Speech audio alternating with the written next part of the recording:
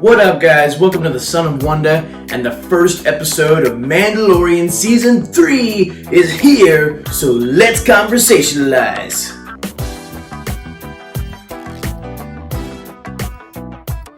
Alright, guys, so we, like I said, have our first episode of Mando Season 3, and I got giddy when I was about to click on the episode. I got excited. It's that genuine feeling of like the first two Mandalorian seasons are so good, and me and my family loved watching them together, so to see it come back is just so awesome.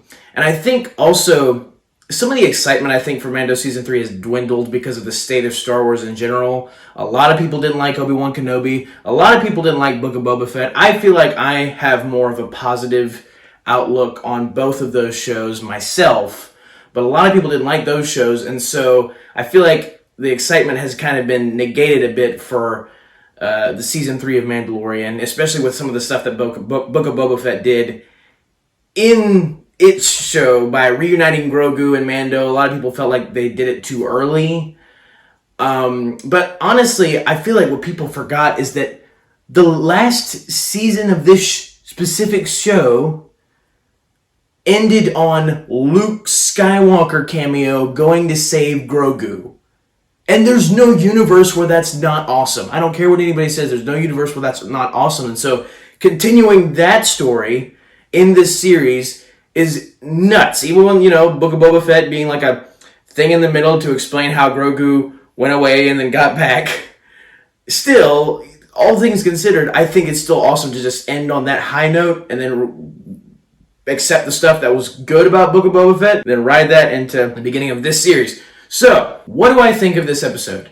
If I'm being honest, I think it is the weakest of the three premieres of the first episode of Mando Season 1 and then the first episode of Mando Season 2 and then now this one. I think it is the weakest of those three episodes. But that doesn't mean it's bad. There is a lot of stuff to love. So to get into the opening, it opens with a Mandalorian indoctrination ceremony. I don't know exactly what you would consider it.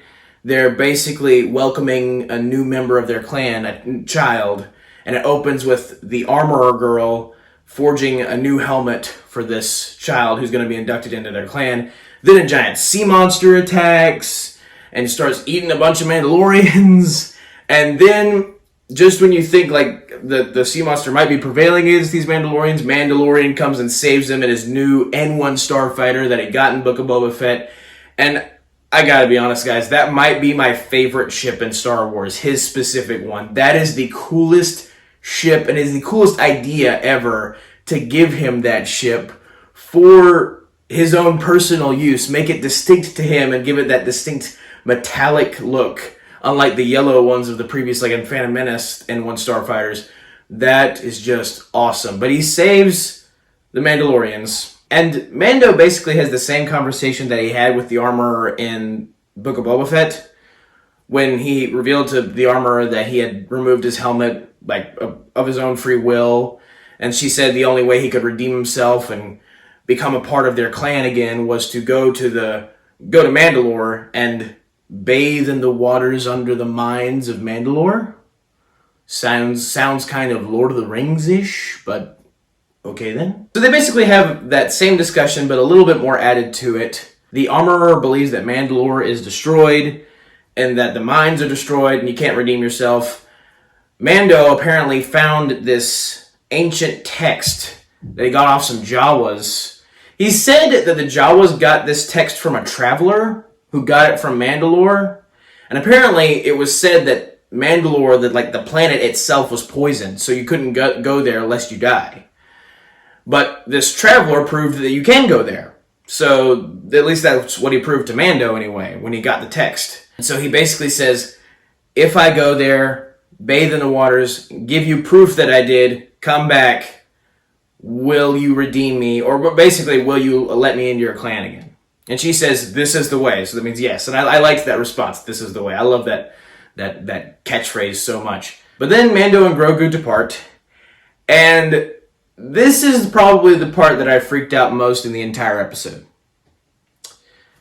As they're going through hyperspace, you see Grogu looking at the blue waves of hyperspace. And it was a really cool sensation when you think about it, to be in hyperspace and seeing all that, the waves and stuff. It would be really neat. But as he's looking at the hyperspace waves, he sees like a silhouette of something through the waves as they're traveling. And it looks like a whale. And a lot of you guys may have not picked up on this when you saw it, but I did. I know exactly what that was. And he saw a bunch of these whales. They're called purrgil. They were featured in Star Wars Rebels, and they play a very important part of the Star Wars Rebels finale that puts Ezra Bridger and Grand Admiral Thrawn in the supposedly the unknown regions, or this uncharted territory of the Star Wars galaxy by the end of that show.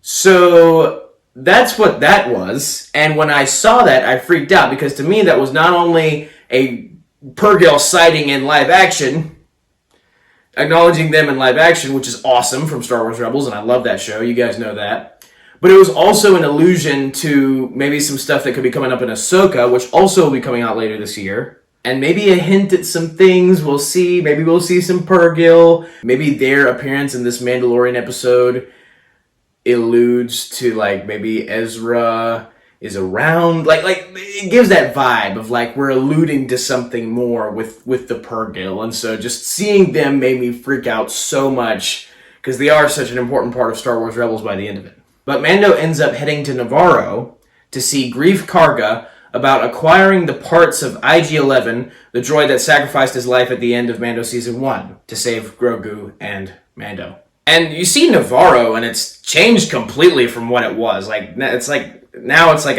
a spaceport, basically. There's like an entire town, very civilized, no gangs, except maybe some pirates we'll get to later. But, it's changed a lot, and now Greef Karga is referred to as the High Magistrate, so now he's fancy. But it's great to see Carl Weathers as Greef Karga again. That's always awesome.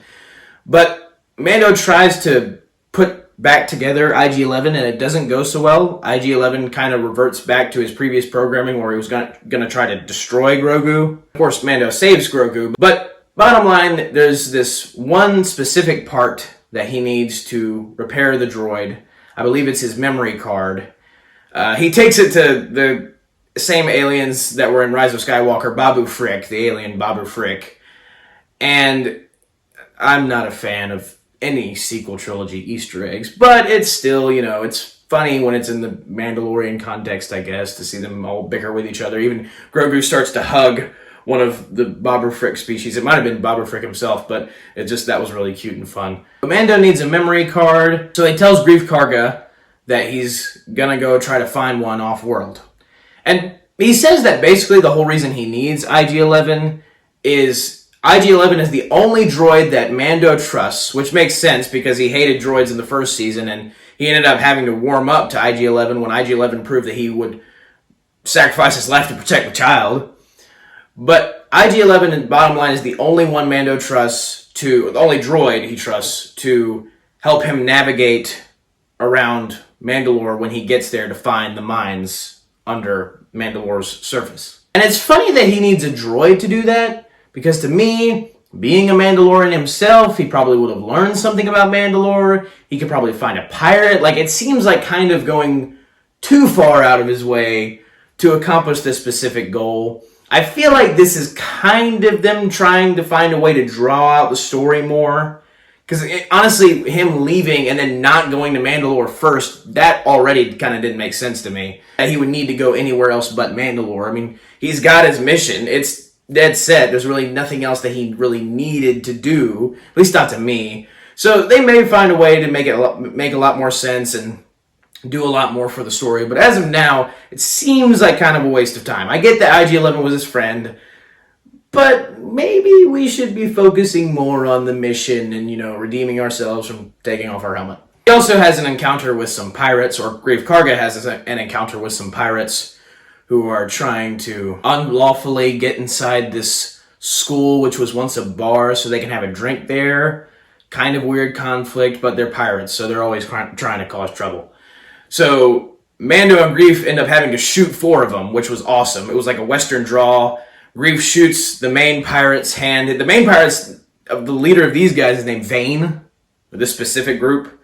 And their main leader is a guy named Gorian Shard, who's basically a guy with a giant seaweed face, seaweed beard, and a green face. I don't really know what kind of creature he is. I've never seen him before in Star Wars. He's interesting. But Greef shoots Vane's hand. Then the other pirates try to pull blasters on him, but Mando and Greef shoot them all except Vane. And it's awesome to see the Western draw out. I love that aspect of the show, the Western stuff. But when Mando leaves, he's attacked by the pirates. He pulls this awesome stunt where he, because his N1 starfighter is so fast, he can hide behind the different asteroids and then take them by surprise and just blow them all up. It's really, that whole sequence is actually really, really awesome. Not actually, of course it is, it's Mandalorian. But he finds the Gorian Shard's main cruiser ship, and he just decides to bail out. And it's like hyperspace out of there. And it's funny because when he did that, I was kind of like, well, you couldn't have done that before. Like, when the pirates are on your tail, you couldn't have just, zoomed out of there. No problem, like you just did, but they wanted an action sequence. They wanted a space battle for the first episode, so that's fine. And it was a really cool space battle, so, I'm fine if they do those small contrivances so long as it's worth it. And I feel like it was worth it just to see the N1 and some action and some space battle action hiding behind the different asteroids, pulling some Obi-Wan Kenobis from Attack of the Clones. That's pretty cool. But he ends up heading to a certain planet known as Kalevala. Apparently, it's a planet that's still in the Mandalorian system, as Mando puts it. And he goes to a Mandalorian castle. And as soon as he said Mandalorian castle, I was like, that sounds awesome. And it, of course, is. But he sees a certain Bo-Katan Kryze there. And I was wondering when she'd show up. I didn't know if she would show up in the first episode, so that was a bit of a surprise. But at first, in the trailer, it kind of seems like Bo-Katan is sort of like the new leader of Mandalore, or at least she's trying to be. But she establishes here that apparently after she didn't come back with the Darksaber to the rest of the Mandalorians, her force just kind of drifted apart. So a lot of them became mercenaries. A lot of her Mandalorian soldiers just became mercenaries. So I guess it was such a disgrace or defeat, or maybe I guess disappointment, that she didn't come back with the Darksaber like she said she would, or wanted to. And so that kind of it became a lost cause to the rest of the Mandalorians, which to me, their faith in the Darksaber is kind of a flaw. Not like a writing flaw, but in the world of Star Wars, it's kind of Bo-Katan's own hubris. I get that the Darksaber is the symbol to Mandalore to unite all of it, but I feel like at a certain point, the Mandalorians are going to have to push past that to say to themselves, well, it doesn't really matter who has the Darksaber so long as they're just somebody to lead us if they really care about their culture that much. But Mando does say that he still has the Darksaber, even though we don't see it in this episode. And Bo-Katan basically says, well, if you have it, just wave it around and all the Mandalorians will follow you. Mando doesn't really seem to be interested in that. He's made that clear in the previous episodes. He reveals to Bo that he's just trying to get back to Mandalore so he can redeem himself by bathing in the waters. She feels like that's all a bunch of mumbo-jumbo superstition stuff. But she does believe that the planet is poisoned.